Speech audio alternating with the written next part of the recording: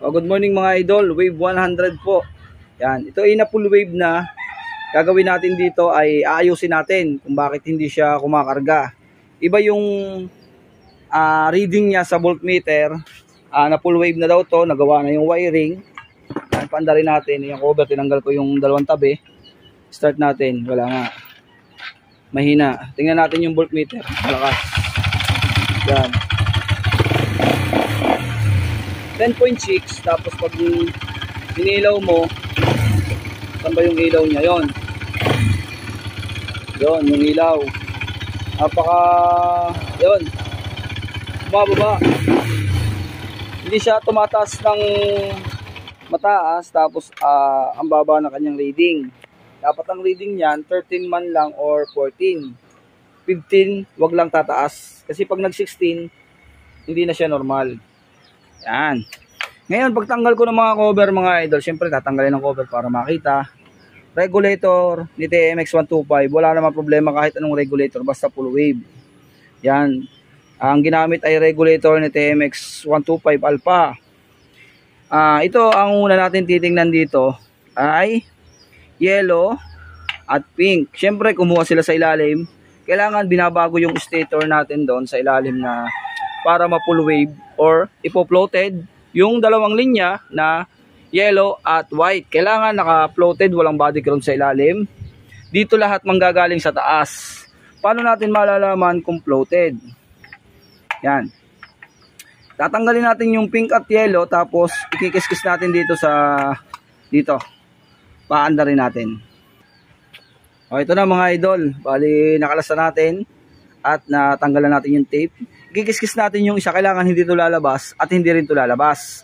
Lalabas lang yung power nila pag naka-ground ang isa, tapos saka mo siya i-kikis-kis na naandar. Kailangan naandar. Yan. Subukan natin. Ayun.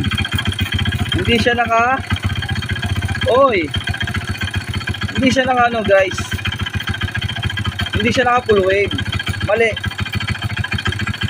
po yan mga idol. Mga idol, mali po ang pagkaka-full wave.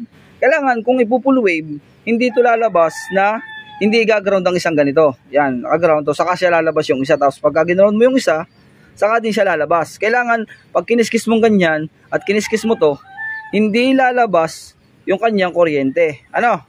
Alright, wala na. Yun naman i-spark lang. Wala na siya. Maganda na ulit. Yan, mga idol.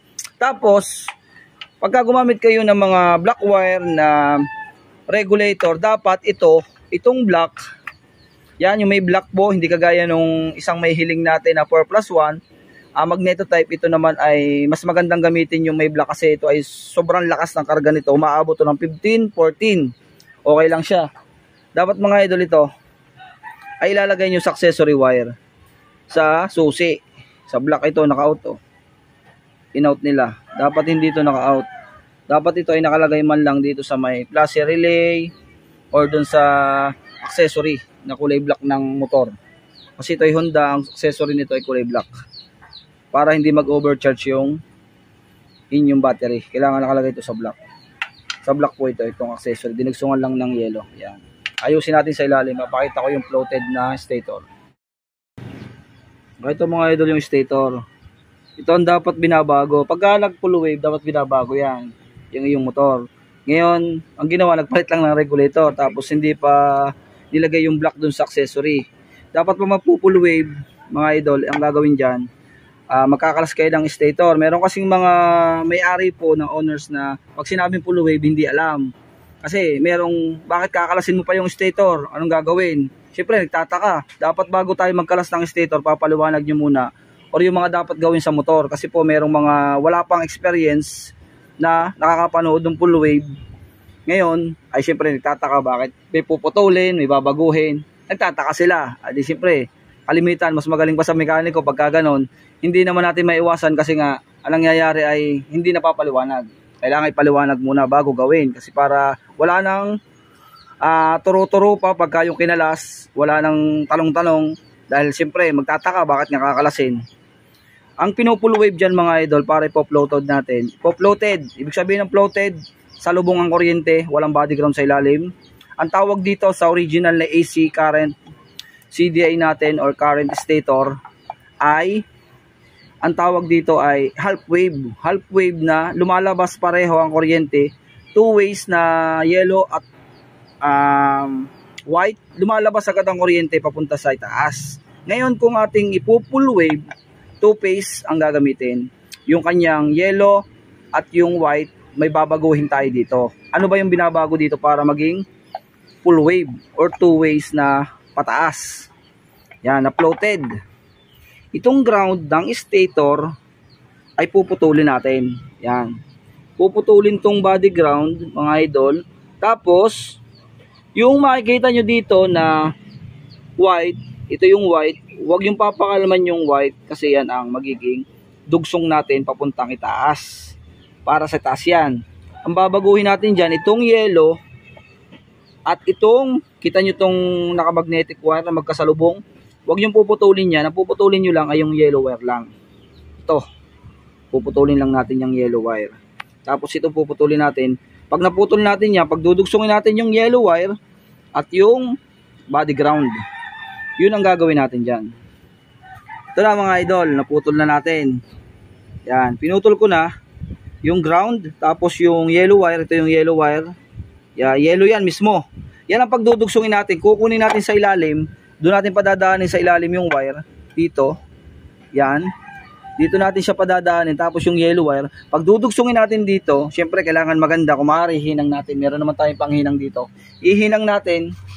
Yan, ihinang natin na maganda. Yan o mga idol. May panghinang tayo. Ihinang natin.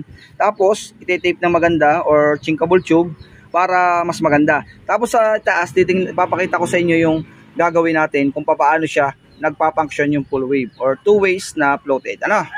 Dudugsong lang natin yung pinat natin na ground at yung yellow wire. Idol, titingnan na natin kung okay na yung floated natin. Kailangan hindi siya nalabas. Yan. Lalabas lang siya pag in-round mo, tapos saka mo siya ginano yan o. Okay na mga idol o. Alright. Tagumpay na yung full wave natin kasi hindi siya lalabas o. Yan mga idol. Ayaw lumabas o. Tapos ayaw lumabas. Sa pag in-round mo, saka mo siya ginano, saka lang siya lalabas. Tapos pagka in-round mo yung isa, tapos saka mo rin siya kiniski, saka lang siya lalabas o. Alright. Okay na yan. Ilalagay na natin dito sa pink at yellow. Tapos itong kulay black, lalagay natin sa accessory. Hahanap tayo dito ng black na pwedeng galing dito sa susi. Yan. Hahanap tayo ng black mga idol nang galing dito sa susi. Tapos ilalagay natin sa accessory para hindi mag-overcharge yung ating regulator or battery. Dahil kailangan ay salang-sala nito yung kuryente na lalabas sa kanya. Ano, kakabitan natin. Tapos update ko kayo dito sa voltmeter kung papalo siya na maganda. O yan mga idol. Bali, nakakabit na po yung ating accessory wire. Tapos yan yung kanyang reading. Paanda rin natin kung tataas na siya or hindi na siya bababa kapag nakailaw. Alright. Maganda sipain kasi nakapang racing cam yata to. Yun.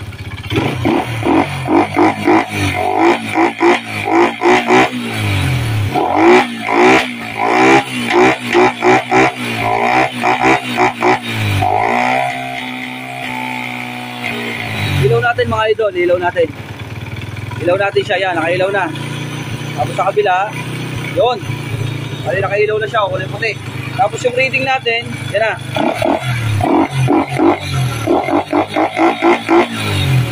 Tumataas na siya. Ibig sabihin mga idol, okay na. Tagumpay na yung pagkaka-full wave natin, okay na. Alright na, alright na. O yan lang mga idol, idea lang po para pag magpo-full wave kayo, alam nyo na yung ibig sabihin ng full wave. Hindi basta po, nagpalit tayo ng regulator, full wave na yon. Ano? Kasi yung gumawa po ay yun po ang, siyempre, pinapapalitan ng may-ari na ganong regulator. Hindi naman alam na yun pala yung full wave. Kaya po sabi ko nga, idea para po pag sa susunod, alam na natin ang ibig sabihin ng full wave, paliwanag natin sa may-ari. Tapos may idea kayo. Alright?